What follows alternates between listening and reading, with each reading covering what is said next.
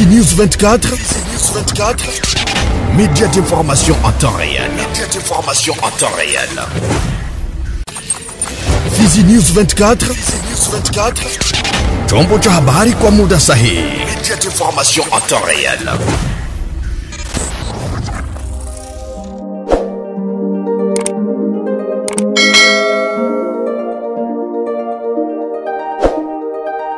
Mpenzi mtazamaji wa Fizi News 24, na ukaribisha kuweza kufuata taarifa ya habari katika lugha tukufu la Kiswahili. Hii ni TV yako inayopatikana mashariki mwa nchi ya Jamhuri ya Kidemokrasia ya Kongo. Mimi ni Safari Almas, tega sikio na unipe macho. Tuanzie na uko Goma ambako rais wa zamani wa DRC Joseph Kabila amewasili mjini Goma, mji mkuu wa mkoa wa Kivu ya Kaskazini. Ijumaa hii vyanzo vingine vinasema alionekana huko Kigali, lakini havithibitishi kama alivuka kupitia mipaka ya Rwanda. Alikuwa kusini mwa Afrika tangu mwaka 2024. Kabila alikuwa ametangaza kurudi kwake katika tamko alilolitoa tariki 8 April na kupelekwa na vyombo vya habari kadhaa. Katika tamko hilo, mkuu wa zamani wa serikali kuanzia mwaka 2001 2019 alihalalisha uamuzi wake kutokana na kuzorota kwa hali ya usalama na kulemaa kwa taasisi za nchi. Kurudi huku kuna kuja wakati vikosi vya jeshi la DRC FARDC vinaendelea kukabiliana dhidi ya AFC M23 katika eneo hilo. Mnamo Machi huko Johannesburg, Joseph Kabila alitupilia mbali mashtaka ya kuunga kwake mkono M23 AFC, huku akiziita tuhuma hizo kama zisizo za msingi wakati wa mazungumzo yake na rais wa zamani wa Afrika Kusini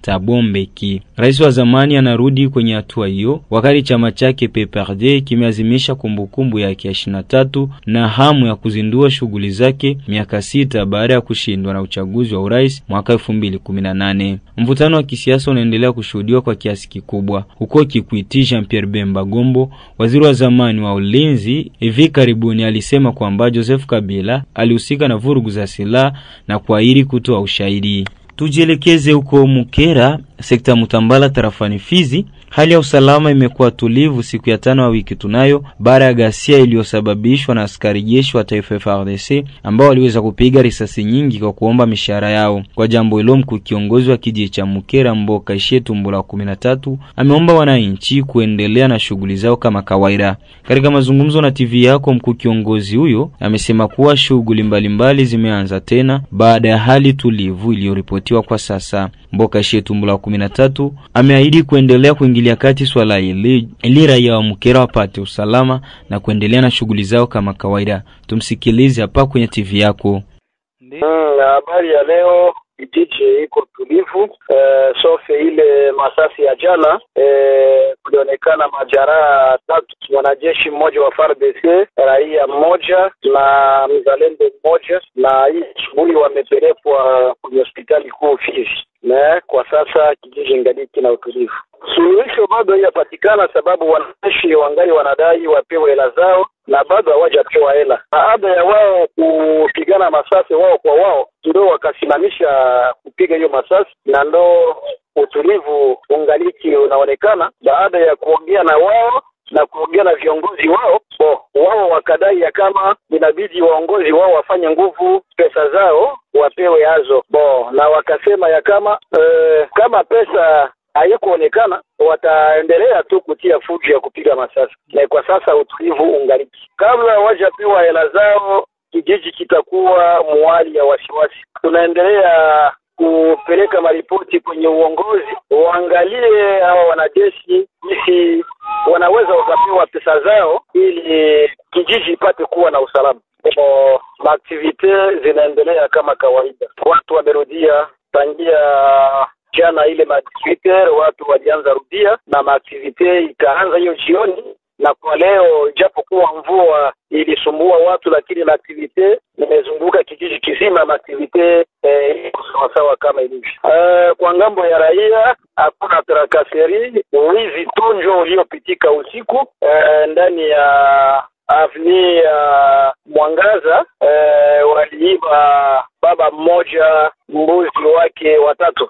Huko Kisangani ni kwamba takriban watu 5 walikufa na wengine 7 kujeruhiwa kufuatia mvua kubwa ilionyesha Ijumaa hii April 18 huko Kisangani Chopo Ijumaa. Kulingana duru za hospitali kutoka maeneo hayo, waasiriwa wote wako katika mji wa Makongobo wilayani Balase. waandishi wa habari walibaini umati wa watu jioni mbele ya kituo cha afya cha Umoja huko Mangobo. Kulingana na duru za wauguzi, miili ya wasiriwa ilipewa familia zao. Mita 100 kutoka kituo cha afya cha Umoja, kliniki ya William imezingirwa na umati wa watu. Hapa miili 3 isiyo na uhai imewekwa hapo. Vyanzo kadhaa vinaonyesha kuwa wasiriwa walipigwa chini katika soko la Balese, wengi wao wakiwa ni wafanyabiashara na wanunuzi ambao mara kwa mara hutumia soko ndogo la Balese. Huko Masisi ni kwamba mlipuko mpya wa vurugu za silaha katika eneo la Masisi, mkoa wa Kivu ya Kaskazini, ulisababisha uhamiaji mkubwa wa idadi ya watu katika masaa 48 tu. Kulingana na data iliyoelekezwa na jukwaa la Etlos, watu wasiopungua 77,178 walilazimika kukimbia nyumba zao kati ya Jumanne 8 hadi Ijumaa April 11. Mapigano yameongezeka katika groupment ya Buabo na Banyungu katika mtaa wa afya wa Masisi. Mapigano haya yanapinga vikundi vya wenyeji wa eneo hilo katika hali ya mashindano yanayoendelea kwa udhibiti wa tarafa ya Walikale. Kulingana na habari iliyokusanywa, wakimbizi wa ndani 47,178 ikiwemo familia 7,863 waliohamishwa zilikimbilia vijiji vya Mianja, Kalungu, Nyambiondo, Kanja katika groupment ya Bafuna na Kashebere wilaya ya Walikale. Familia hizi zimekimbilia katika maeneo yalionekana kuwa salama kama vile Luibo, Bikunche na Muroba, vyote vikiwa katika groupment ya Buabo. Ijumaa April 11 watu wengine 30,000 kutoka kaya 5,000 walazimishwa kuondoka katika vijiji vya Kilambo, Bulwa, Botambo na Kihuma. Wengine wamepata ukimbilia huko Mafuo, wakati wengine walilazimishwa kujiondoa kwenye kichaka katika hali mbaya. Huko Kwango ni kwamba watu 4 kutoka familia moja walipoteza maisha kutokana na kuzama jioni ya Alhamisi April 17 kwenye mto Wamba. Ni mama na binti zake watatu ambao walirudi kutoka shambani. Tukio hilo lilitokea kilomita 2 na kijiji cha Imbela, tarafani Popokabaka, mkoani Kwango. Mtumbwi ambao ulikuwa na wavusha uligonga kitu majini na kuvunjika, huku sababu kubwa ya ajali hiyo ikiwa ni zoruba kali. Idadi ya waliookolewa inafikia watu 7 na vitu vingine kuharibika. Mfumo wa mashauriano ya asasi za kiraia ambao ulitoa habari hiyo uliarifu juu ya hatari ya kudumu ambayo inaandama idadi ya watu ambao wanatumia njia za maji ili kusafiri.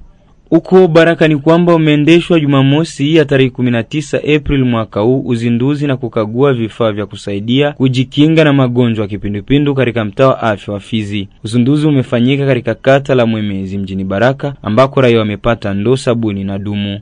Kwa Albert Mangaiko Sariki, mganga mkuu wa mtaa wa afya wa Fizi, amewataka raia kuendelea kujikinga so wakati huu ambao ugonjwa huu wa kipindupindu unakuja kwa kasi. Gawa vile vitu vya kusaidia katika manyumba yetu kwa kupiganisha ugonjwa wa kipindupindu. Ni kwa heshima kubwa tumemwalika kiongozi wa jiji letu la Baraka awe mwenyewe ambaye ataweza kuzindua hii seremoni ya leo. Waalikwa mbalimbali, viongozi wa kata, wa relais communautaire, wawe pia mashahidi wa kitakachofanyika kwa siku ya leo. Ningependa mniruhusu niongelee mawili au matatu ambayo tayari kiongozi wa jiji letu la Baraka amekwisha iongelea na mtaendelea kusikia kwenye redio zetu za hapa Baraka. Ni zaidi sana zile kanuni za afya, ikiwemo kuosha mikono yetu mara kwa mara. Tunawa mikono kabla ya kula, tunawa mikono kabla ya kunyonyesha mtoto, tunawa mikono kabla kupika chakula, tunawa mikono baada ya kutoka chooni na kadhalika. Ningefurahi hapa nione wanaume wengi, lakini kwa bahati mbaya wengi ni wanawake. Kwa kuwa misalani katika asili zetu, hiyo ni kazi ya wanaume kuchimba misalani. Tungependa kukumbusha hiyo, kama hatujawa na misalani sanifu, hatujawa na mawese ya mzuri katika kila jamii, vita zidi ya kipindupindu vitakuwa virefu. Katika kita ambazo tutapewa kwa siku ya leo, kuna kuwa bidon ya kuweza kushotea maji, kuna kuwa sabuni ya kusaidia kuosha mikono, na pia kuna kwele mbegeti ya kuweza kuchunga maji katika nyumba zetu. Kupitia mradi wa Médecins du Monde Belgique, tunakuwa pia na wale watu wenye kuwa katika makartie zetu wanatia dawa ndani ya maji. Hayo pia ni mafundisho ambayo meya wa jiji amepana katika ujumbe wake. Tutumie maji safi. Dawa ndani ya maji inafanya maji yawe safi. Pia katika jiji la Baraka tuna neema ya kuwa na shirika la Regideso ambalo pia natupatia maji mazuri, maji safi katika sehemu mbalimbali. Ni kwa hayo nikimtakia ujio mwema kwa meya wa jiji la Baraka, waalikwa mbalimbali na ninyi wakaaji wa kata la Mwemezi ya kwanza, nasema tena karibuni. Na raia walionufaika na msaada huo walikuwa na ya kuongea kwenye TV yako. Kono matelezo topata nusu kwanto kole wangene manga sana mpaka watu saidia ili engana na kolera. Antukana naswa ke bamanga mbako bano watu abino bitu bazidi bano nontema jo. Bino bato protege manga sana yuso ubanda na mudwachi wa kolera antuka bato saidia manga sana na to zidi endele engana bobo dwachi. Tupokela no bomba na bido na sabuni. Bato ebyo jui kingana na usafi. Lone luandina ki angela na kanyamanga. Medse du monde.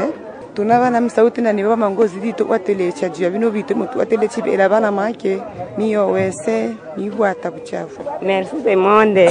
Twashukuru manga. Kuvitu bitwapata nusu kumbido na bomba twashukuru tukanya. Bazi diendelea na abo achi. Twakanya manga. Niko na bomba na bido moya na moti moya sabuni. Nilipokea kushiriki. Medse du monde. Nilifurahia sana ya kusaidia juu ya kujikinga na kipindupindu. Ninashukuru tena bazidi kutusaidia juu tujikinge na kipindupindu.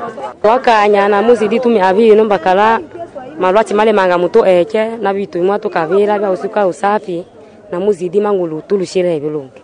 Tunashukuru Mola kwa kitu kile mnafanya na muzidi kuitumika na Mungu awasaidie na muendelee kwa hii apasha mlitutumikia kwa leo. Bomba, bido na savo. Hapo tumefika kabisa mwisho wa taarifa yetu ya habari kwa siku ya leo. Msomaji wako alikuwa ni mimi Safari Almas. Usisahau ku-like, kushare na kusubscribe ili wa kwanza kupata taarifa zetu kila wakati na kwa muda sahihi. Bye bye. Fizi News 24, média d'information en temps réel. Fizi News 24, chombo cha habari kwa muda sahihi. Média d'information en temps réel.